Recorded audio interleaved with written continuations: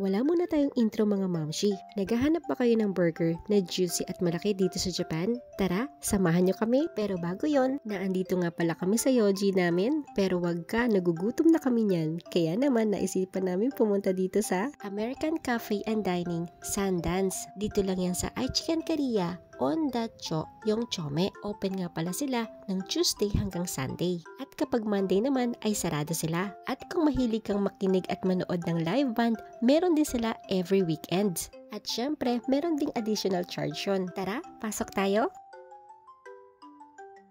Aba, mukhang naghahanap din sila ng staff. Ang laki ng sahod, 1-2.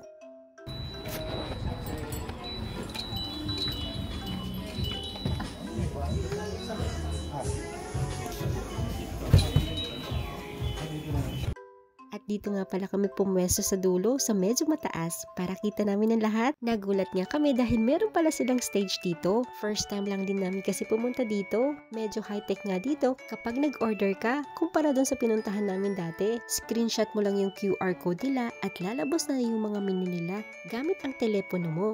Uy, may salamin. Salamin. Dandan. Ay, hindi pala yun. Parang lazy afternoon root beer. Ano siya? Alam mo yung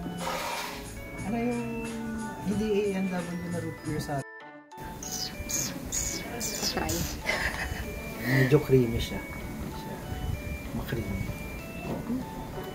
Oo nga. May cream. What do you say? Forget to say thank you.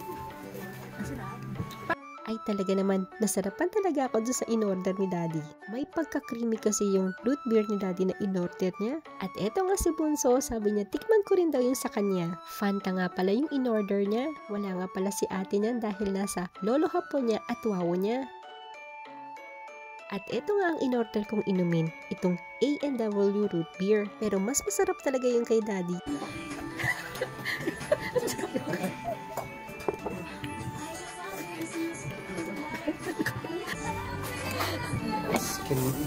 It's creamy.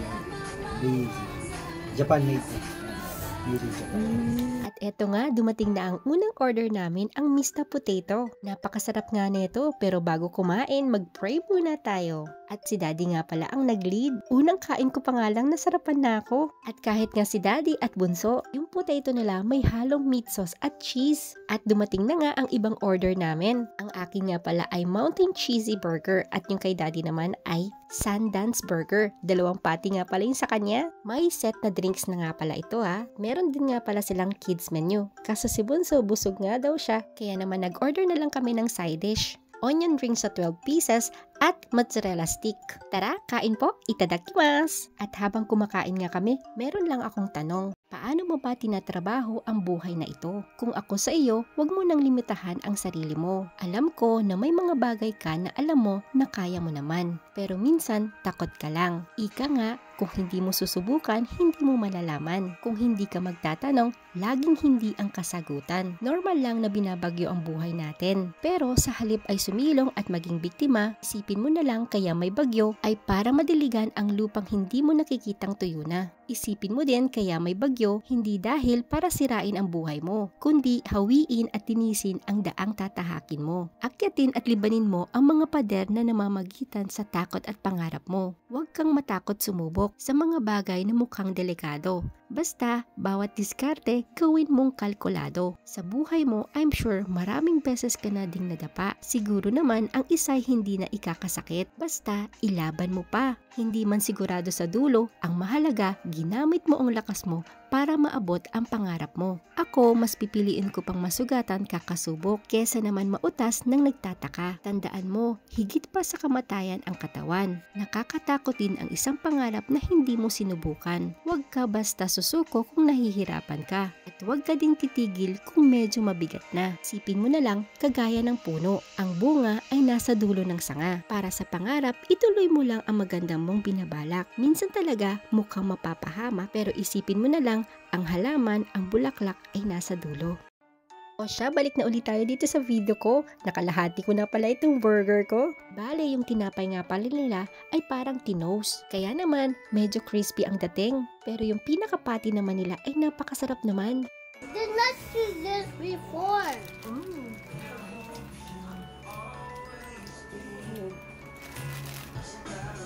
At eto nga si Bunso, paglingon ko, nagulat ako. Wala nang mozzarella stick. Sabi niya nung una, busog daw siya at hindi daw siya kakain. Natawa na lang kami ni Daddy dito. Iba ka talaga pag busog. O siya, sa mga nanonood, pwede ba ako maglambing? Kung nagustuhan mo tong video, pwede mo bang i-like at i-share? At i-follow na rin para updated ka sa mga video natin. O siya, hanggang dito na lang. Salamat sa kwento sa pagsama ngayon.